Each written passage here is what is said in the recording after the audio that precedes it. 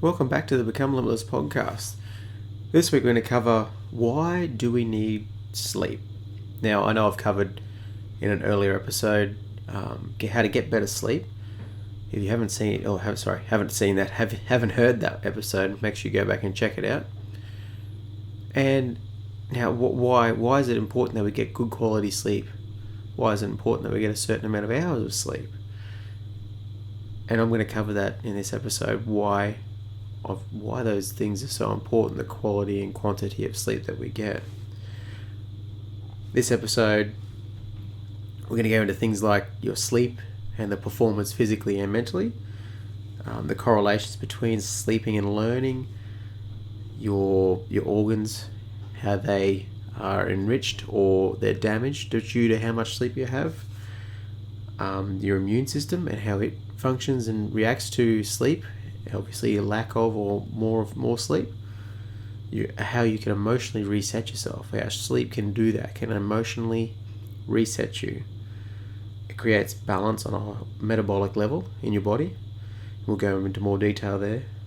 Weight loss and weight gain, all depending on your sleep as well, and this is the number one thing I got out of it, the amount of sleep you get is directly related to how long you live. Full stop. It's a direct correlation. And obviously I'm going to go into a lot more things, but let's first dive straight into it. So, sleep and performance.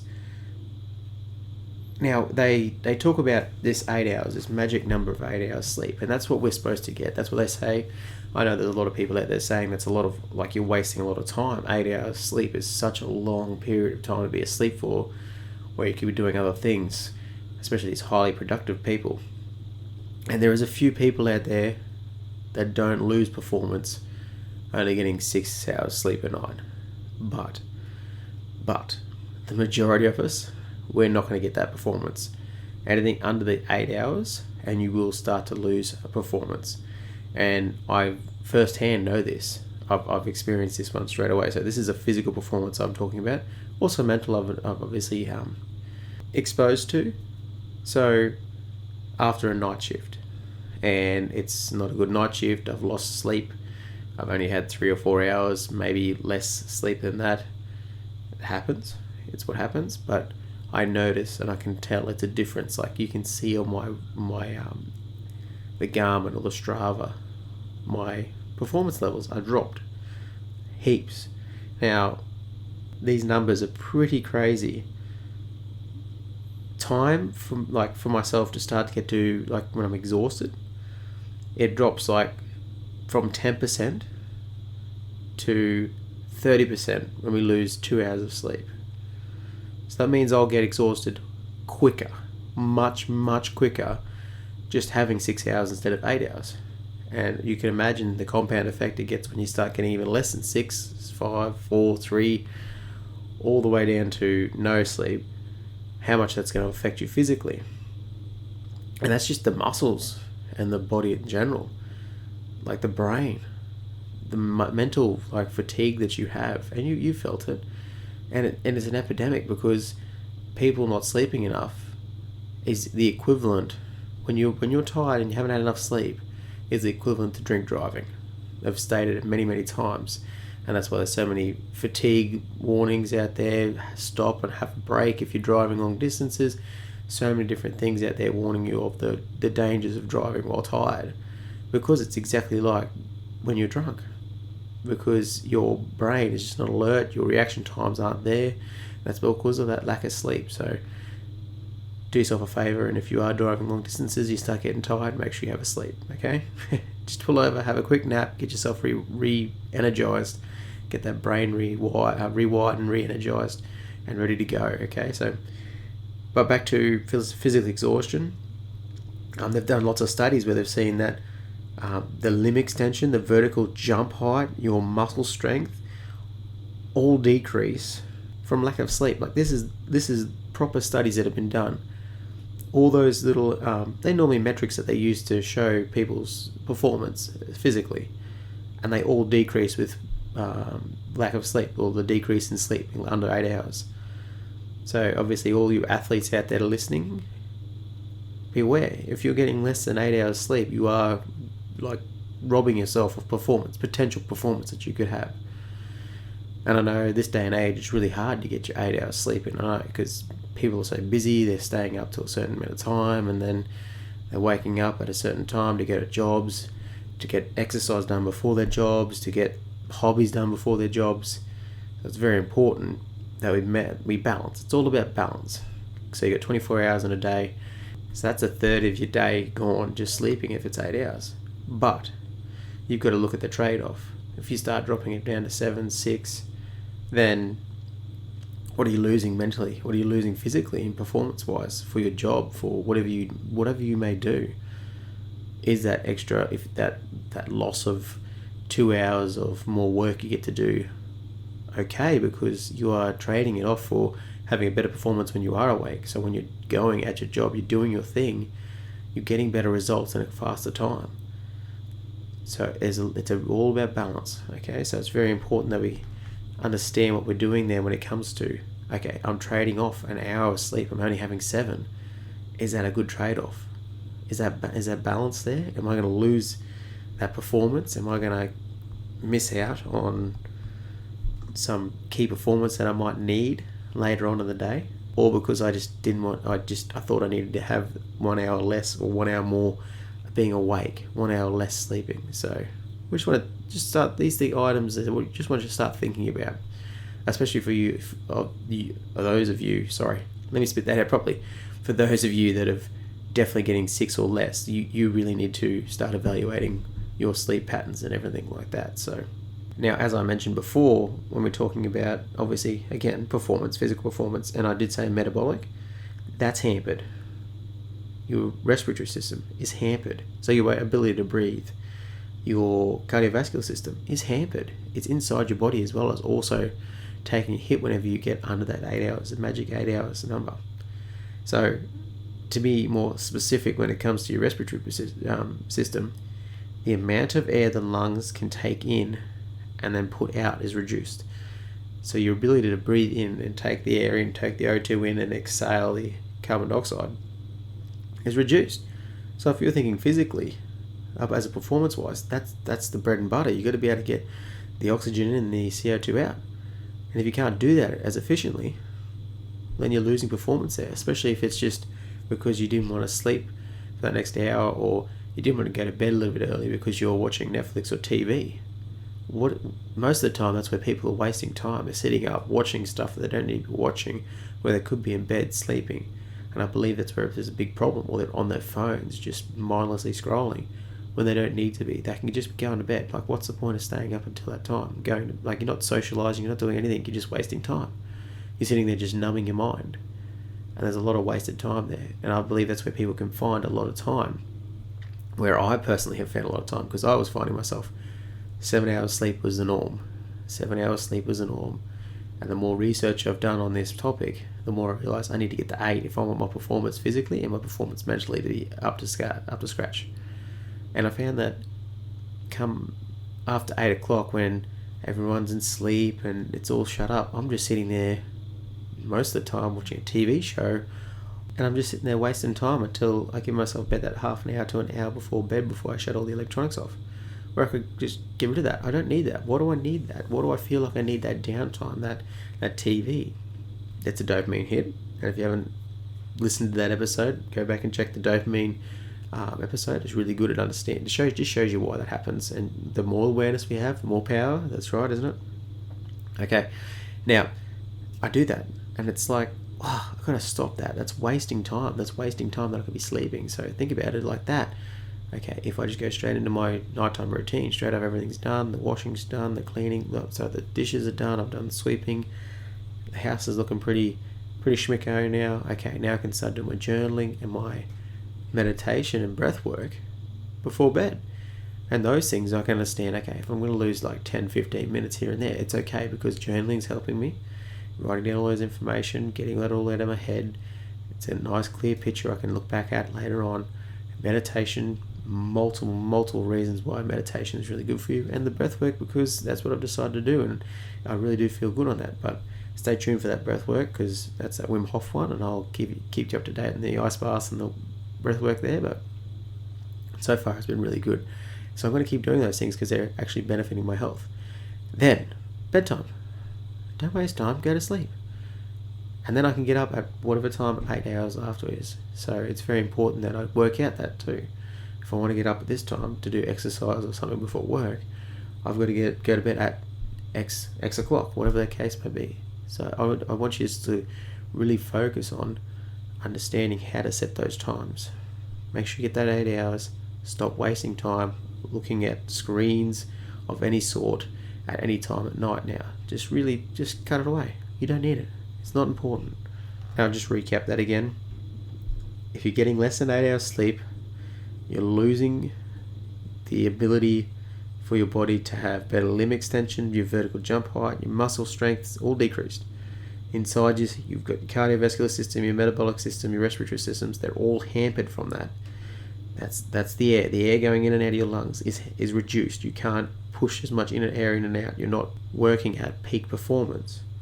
And your body's ability to regulate temperature is also hampered. So sweating is impaired by loss of sleep. So you won't sweat, you won't cool yourself down as efficiently as someone that's getting that 8 hours sleep. And on the other side of things, after you've exercised, sleep's just as important, because there's a lot of sports teams out there. There's a lot of research showing that sports teams are now going, it's very, very important that we get our guys, get our girls sleeping after games, these big sports teams, making sure that they're getting good night's sleep. Allowing the body to do what it's supposed to do is to reduce the inflammation, to stimulate the muscle repair, and restore the cellular jet energy that goes on in the body there, to repair yourself, to get back into a physical state where you can start to perform again. That all comes from 8 hours sleep. So you can imagine you've done it all right, you've gone to game day, you've gone to your big race, you've gone to whatever you're doing physically, and kaput. You don't sleep afterwards. You don't recover well, it all goes to put, and then you get into this bad cycle of things going badly for you. So it's really important that we really just try and get that 8 hours sleep. Okay, that's enough about physical performance. And what about everything else? What about every single brain process and every single organ that gets damaged by lack of sleep to a certain degree? Obviously all this damage can be reversed in time because we've got stem cells and we can replace all that stuff, but it's important to think that you don't have to damage them. You can enhance them. You can make yourself function better by getting that 8 hours sleep. Your immune system, while you're sleeping, is working to fight off those cancer cells, ward off those diseases, and prevent infection. It's working really well. It's learning. It's doing its thing when you're asleep. Because your body doesn't rest when you're asleep. It keeps doing its thing. That's why you'll burn calories. That's why you'll use energy. You'll also, when you're asleep, it creates a metabolic balance by circulating the glucose correctly through the body, like in a balanced state. So you got glucose going through perfectly, and it balances your insulin levels. Okay, so it balances all these things. You've got a nice balance of all your energy and your insulin levels and your metabolic states really balanced. So you can imagine when you wake up and you've had your 8 hours sleep, that you're going to get good weight loss. Your appetite's going to be under control. Your gut health, which is another one I didn't know, is directly related to having adequate sleep. So your gut health can obviously be hampered by lack of sleep. And we know how important, now that we've worked out there's all those microbiome in the gut. And that actually might be another topic for another time. But that dictates mood, it dictates so many different things. Your hormone levels in certain different areas. It's crazy the amount of control that the gut has over what's going on in the body. So adequate sleep helps all those things. Your weight gain, your weight loss, it'll allow you to control that better. It allows you to control that appetite. Don't forget that appetite, and your gut health. Now sleep also affects the brain's ability to learn, memorize, and make decisions. That sounds very important. If we're losing the ability to learn, memorize, and make decisions, well, that's pretty much our day. That's what we're doing every day. We should be out there learning more, trying to memorize more things, trying to make ourselves smarter, trying to do these, trying to grow, try to become limitless. That's what we're here for. And then make decisions. We've got to make decisions. decisive decisions, getting into it, get it done. Don't fluff around about decisions. But obviously, if you haven't had enough sleep, then you're going to be hampered. You're not going to be able to make decisions and make good decisions as well. So sleep affects all these things, and obviously that's a no-brainer, because your brain's one of the things that's going to take the hit the biggest from lack of sleep. It's going to get hammered really hard if it doesn't get the sleep it needs. Now, we talk about sleep in general, but let's get a little bit more in depth. Now, there's two different types. Now, I've done a lot of reading about this. You've got REM. You've probably already heard of REM sleep, which is your rapid eye movement sleep. And there's another type that's equally important, maybe even more important. It's your non-REM sleep, so your non-rapid eye movement areas. And these are obviously dictated by brainwave activity, eye movement, and your muscle activity when you're sleeping. So lots and lots of studies have shown that going through these cycles, you cycle through. And this is why it's so very important that we get a full night's sleep, because obviously the circadian rhythm, which is what we sleep to, so when we go to bed, while we get tired at a certain time and while we wake up at a certain time, it's very important that it cycles through this REM and non-REM sleep. So if you go to bed late, you've now missed out on some non-REM sleep that happens at the start of the night, which non-REM sleep weeds out unnecessary connections and just creates more space for information, so you can understand. I can't learn, I can't memorize, because you haven't got the full amount of cycles of non-REM sleep. Now, REM sleep, if you wake up early, you miss out on key factors in that REM sleep. This is obviously very important for strengthening your neural connections. So your ability to take in that information, to retain that information, to memorize, to learn. You can see how both those are really important for that part of your brain. Now, to make that a bit easier to understand, I did get a little snippet out of a book called Why We Sleep, and it's really good. So your non-REM sleep works to store and strengthen your new facts and skills, and then REM sleep is essentially to interconnect the ingredients with each other to build a model of your world, providing insights and increase your problem-solving abilities. That's what that whole purpose of those two cycles are. So it's to store and strengthen your new facts for non-REM sleep and skills. REM sleep is just to interconnect all those ingredients to build that model of our world, our perception of the world, and to allow us to to look at it, get insights, to allow us to problem solve, okay? So if we don't go through those full cycles, then we'll lose out. We lose out on storing and strengthening our new facts and skills, and we lose out on being able to problem solve and insights popping into our heads. So now that's a really brief overview of why we sleep. Now, I'll go back over it quickly now, just to conclude this episode. We sleep because we get better performance. Our organs are enhanced from more sleep, or 8 hours sleep a night. Anything less, we start to damage the organs. That's including the brain. That's every organ in the body. We lose performance physically and mentally. Our ability to learn, to memorize, and to retain new skills is greatly hampered if you have lack of sleep. And it's all to do with the cycle of non-REM sleep and REM sleep. Now, another little fact we're going to chuck in there is when you're a baby, you're having REM sleep majority of the time, and that slowly changes as you go through as a small child, teenager, into adulthood, to having predominantly, I think it's 80% non-REM sleep and then REM sleep. So it's very important for us to get that non-REM sleep, and we miss out on REM sleep and non-REM sleep if we go to bed early or late compared to our circadian rhythm. So when we normally get tired and when we normally wake up. If we're shortcutting either side of that, that's where we're starting to see problems, because we cut out important parts of your non-REM sleep and your REM sleep, and that obviously that directly relates to all these things: your immune system, your emotional reset, the creation of balance in your metabolic level, at a metabolic level, where we lose the ability to balance insulin and the glucose in our bodies. And obviously that leads to weight gain, because we can't, and our appetite will be all through the roof, because it's all related to the glucose and insulin levels in the body. And the number one thing, the people that sleep more and sleep with good quality sleep live longer. Full stop.